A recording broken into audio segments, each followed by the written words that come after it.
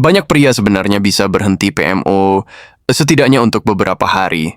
Ada yang berhasil berhenti selama 3 hari, 7 hari, kadang bahkan ada yang bisa sampai 2 minggu. Di awal rasanya seperti berhasil, seolah-olah kali ini bakal beda.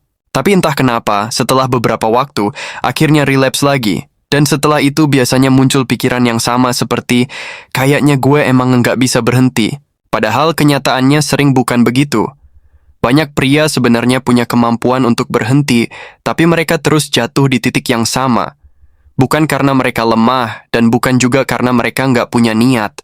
Masalahnya sering lebih sederhana dari itu. Mereka mengulangi beberapa kesalahan yang sama, tanpa sadar. Kesalahan yang kelihatannya kecil, tapi diam-diam membuat relapse hampir tidak terhindarkan. Jadi kalau lo selalu berhenti beberapa hari, lalu akhirnya kembali lagi ke kebiasaan yang sama, kemungkinan besar bukan karena lo gagal total.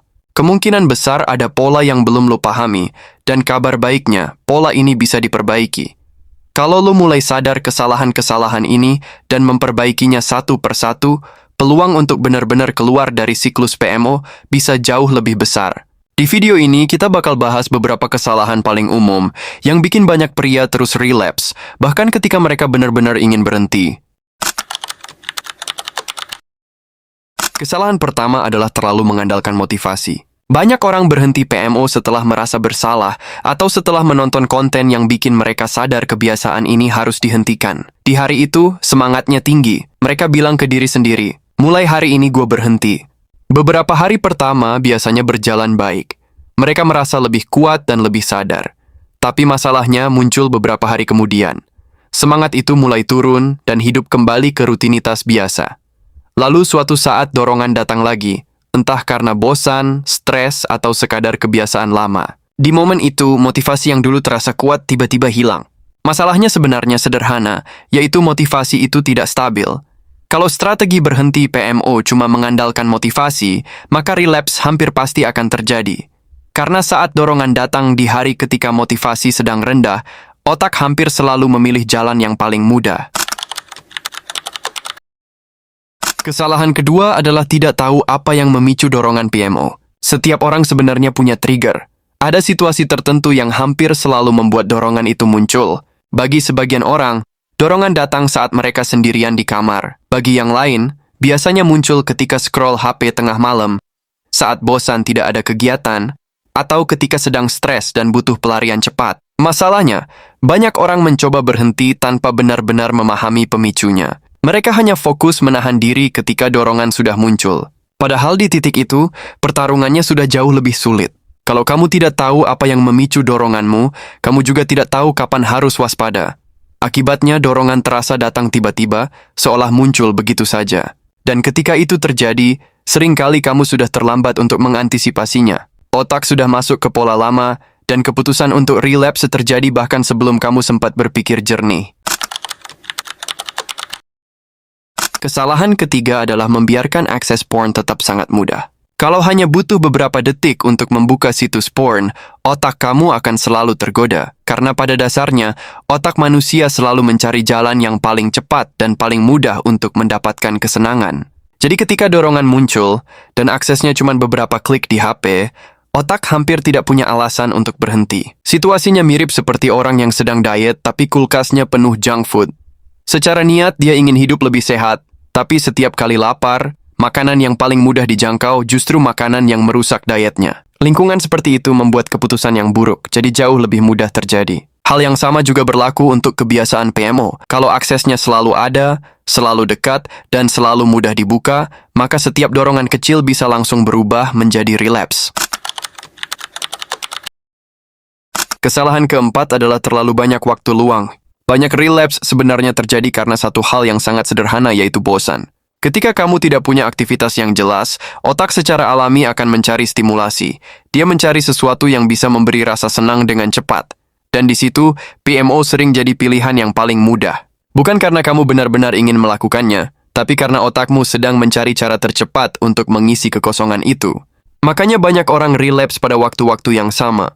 Malam hari ketika semua sudah selesai, saat hari libur tanpa rencana, atau ketika mereka sendirian terlalu lama tanpa kegiatan. Di momen-momen seperti itu, pikiran mulai kosong, dan kebiasaan lama perlahan muncul kembali. Tanpa aktivitas yang jelas, otak hampir selalu kembali ke pola yang sudah paling familiar. Dan kalau kebiasaan itu dulu sering dilakukan saat bosan, maka kemungkinan besar otak akan mengulanginya lagi. Kesalahan kelima adalah tidak mengganti kebiasaan lama. Banyak orang mencoba berhenti PMO dengan satu cara, yaitu dengan menghilangkan kebiasaannya. Mereka fokus menahan diri dan berharap dorongan itu lama-lama hilang.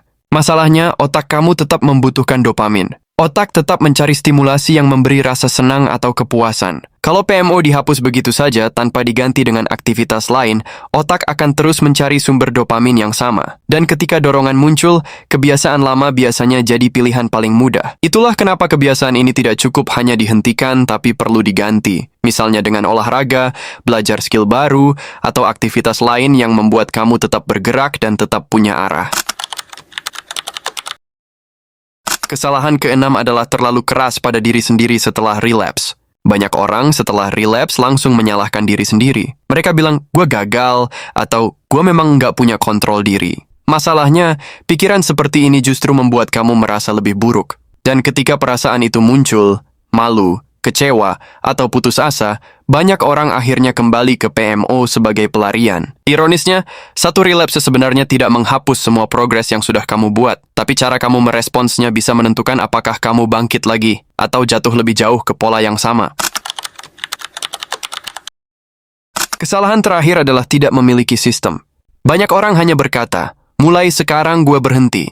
Tapi setelah itu, tidak ada yang benar-benar berubah. Lingkungannya tetap sama, rutinitasnya tetap sama, dan kebiasaan sehari-harinya juga tidak berubah. Padahal tanpa sistem, kamu terpaksa mengandalkan kemauan setiap hari. Setiap dorongan datang, kamu harus melawan dari nol lagi.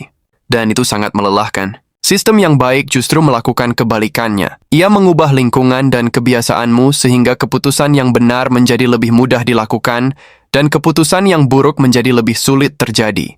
Kalau kamu sering relapse, itu bukan berarti kamu lemah. Seringkali itu hanya berarti strategi yang kamu gunakan belum tepat. Banyak orang mencoba berhenti hanya dengan niat dan kemauan, tapi tanpa memahami pola diri sendiri, usaha itu biasanya tidak bertahan lama. Begitu kamu mulai mengenali bagaimana kebiasaan ini bekerja, kapan dorongan muncul, apa yang memicunya, dan situasi apa yang membuatmu lebih rentan, kamu mulai punya kendali yang lebih besar. Ketika kamu memahami pola itu, kamu bisa mulai memperbaikinya, mengatur lingkunganmu, mengubah kebiasaan kecil sehari-hari, dan membuat keputusan yang lebih sadar ketika dorongan muncul.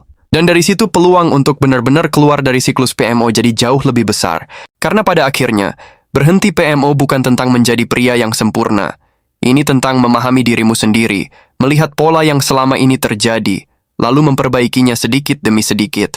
Kalau kamu merasa video ini membantu, subscribe ke channel ini. Dan kamu juga bisa lanjut menonton video berikutnya yang membahas cara mengontrol dorongan PMO ketika urge tiba-tiba muncul.